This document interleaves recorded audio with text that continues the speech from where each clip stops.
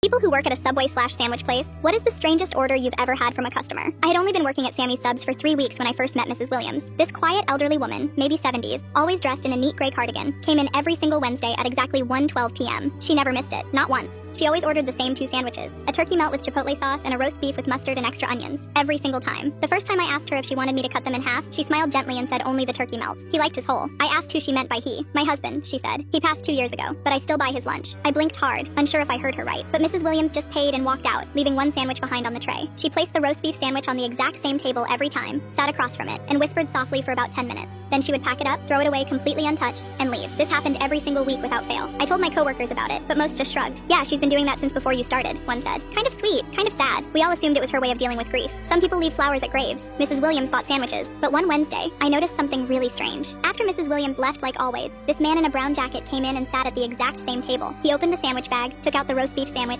and started eating it, like he knew it would be there. I rushed over to him. Excuse me, sir. That's not yours. Someone left that by mistake. He raised his hand to stop me. She knows, he said quietly. Mrs. Williams knows I take it. That made no sense to me. I asked him what he meant. The man looked around nervously, then leaned closer. That sandwich isn't for a dead husband, he whispered. It's for me. I'm the husband. My jaw dropped. But she said you died 2 years ago. His face got dark. I had to die. Insurance fraud, tax evasion, embezzlement. The FBI was closing in. I had 24 hours to disappear completely, or spend the rest of my life in prison. He explained how he faked his death in a car accident. Burned out vehicle, no body found, presumed dead. Mrs. Williams collected the life insurance money and played the grieving widow perfectly, but she couldn't bear to actually lose him forever. 2 years later, he came back in secret, homeless, broke, living in his car behind the shopping center. He was too sick and weak to work anymore, too scared to go to hospitals because of his fake identity. Mrs. Williams was the only person who knew he was still alive. Every Wednesday, she brought him food without anyone knowing. She would sit across from his sandwich, whispering updates about her life, their old friends, family news. It was their secret way of staying connected. The sandwich was never for a dead man. It was for a man who had to become dead. I stared at him in shock.